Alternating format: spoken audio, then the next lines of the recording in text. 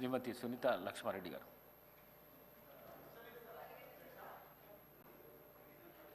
Thank you అధ్యక్ష, ఇప్పుడు ఇస్తున్నందుకు. కానీ అధ్యక్ష, సంప్రదాయం ప్రకారంగా మీరు నిన్నేమన్నారు, ఎవరైతే క్వశ్చన్ వేస్తారో వాళ్ళకే అవకాశం ఇస్తామన్నారు అధ్యక్ష. కానీ నిన్న నేను చాలాసార్లు అడిగినాను అధ్యక్ష, ఎందుకంటే సర్పంచ్లకు సంబంధించినటువంటి బిల్స్ పెద్ద ఇష్యూ ఉంది, దానిపైన మాట్లాడే అవకాశం నాకు ఇవ్వండి అన్నప్పుడు మీరు ఇవ్వలేదు అధ్యక్ష. మళ్ళీ నిన్న కూడా రాజేందర్ గారికి ఇచ్చినారు దీంట్లో లేనప్పుడు. కాబట్టి నేను అనేది ఏంటంటే, మాకు నియోజకవర్గానికి సంబంధించినటువంటి కొన్ని సమస్యలు వస్తుంటాయి అధ్యక్ష.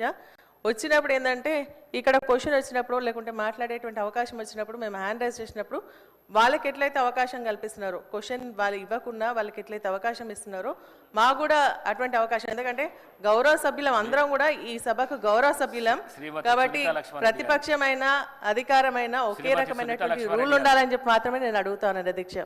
ఈ చైర్కు ఎవరికి పర్మిషన్ ఇస్తే వాళ్ళకు మాట్లాడే హక్కు వాళ్ళకు సభ్యులు, దాన్ని మేము కాదనట్లేదు అధ్యక్ష. ఒకటి. రెండు, మీకు ఇప్పుడు ఇవ్వడానికి కారణం ఏంటంటే ప్రశ్నకు ఏదన్నా మీరు అడుగుతారని చెప్పేసి అడుగుతాను అధ్యక్ష. ఇక్కడ గౌరవ సభ్యులందరూ కూడా ఏంటంటే కొత్త రెవెన్యూ డివిజన్లు కావాలని చెప్పేసి అడుగుతా ఉన్నారు అధ్యక్ష. అడుగుతా ఉన్నాను అధ్యక్ష, కొత్త రెవెన్యూ డివిజన్లు అడుగుతా ఉన్నారు అధ్యక్ష. గవర్నమెంట్కి సంబంధించి వాళ్ళు మరి గతంలో గౌరవ ముఖ్యమంత్రి గారు అన్నారు ఏదంటే కొత్త రెవెన్యూ డివిజన్లు వద్దు, కొత్త మండలాలు వద్దు, మరి అదేవిధంగా కొత్త జిల్లాలు వద్దు, తీసేస్తున్నాం అంటున్నారు.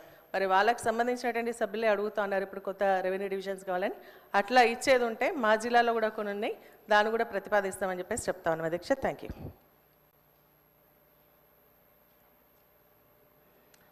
గౌరవ రెవెన్యూ మినిస్టర్ గారు.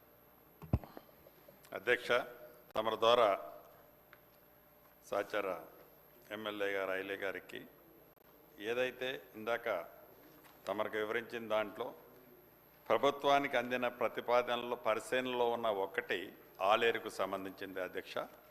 తప్పకుండా వీలైనంత తొందరలో దాన్ని రాష్ట్ర ప్రభుత్వం పాజిటివ్గా నిర్ణయం తీసుకుంటుంది అధ్యక్ష.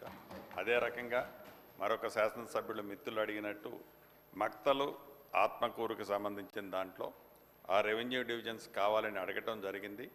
తప్పకుండా గౌరవ కలెక్టర్ గారికి ఆదేశాలు ఇచ్చి ఫీజిబిలిటీ ఏంటో ఒకసారి వెరిఫికేషన్ చేసిన తర్వాత ఫీజిబిలిటీ గాలు ఉంటే మటుకు తప్పకుండా దాన్ని పరిశీలించడం జరిగింది అధ్యక్ష. అదే రకంగా ఐలే గారు ఒక మండలం గురించి కూడా ఐలన్ని అడిగారు, దాన్ని కూడా కలెక్టర్ గారి దగ్గర నుంచి ఫీజిబిలిటీ రిపోర్ట్ తెప్పిస్తాం.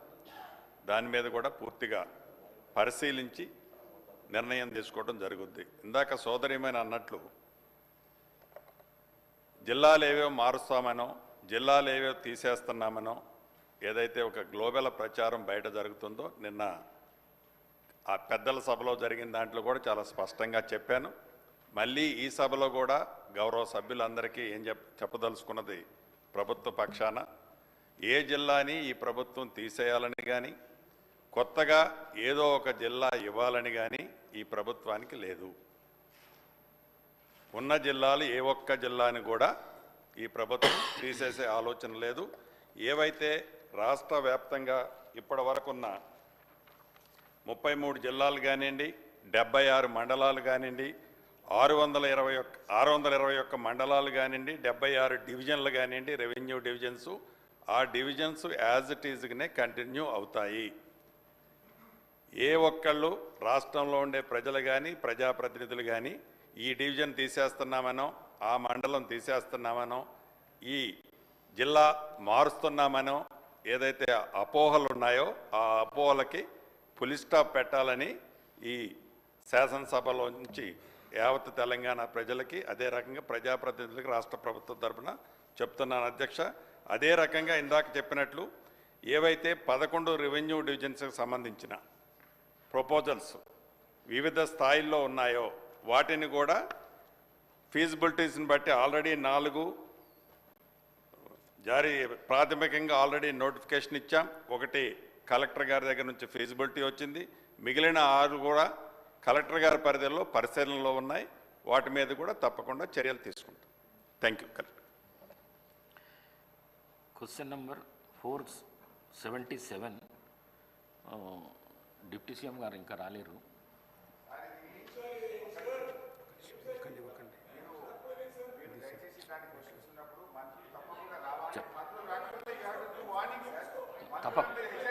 తప్పకుండా మంత్రుల్ని హెచ్చరించే తప్ప- అధికారం మీకున్నది. తప్పకుండా మంత్రైనా సభ్యుడైనా సభకు సమానం.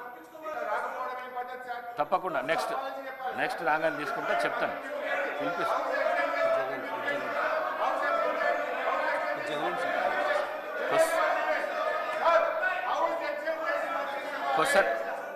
క్వశ్చన్ నంబర్ 588 చెన్నూరులో ఆర్టీసీ బస్ డిపో రవాణా శాఖ మంత్రి గారు, గౌరవ రవాణా శాఖ మంత్రి గారు తీసుకుంటారు. పిలిపిస్తున్నాను. హరీష్ రావు గారు ప్రతి విషయానికి మీరు ఈ విధంగా చేయకండి. హరీష్ రావు గారు అధ్యక్ష ప్రతి విషయానికి మీరు ఈ విధంగా చేయకండి. అధ్యక్ష. పిలిపిస్తున్నాను.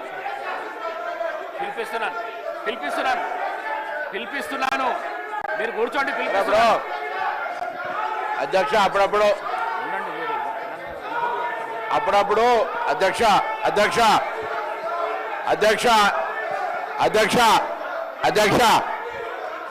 అధ్యక్ష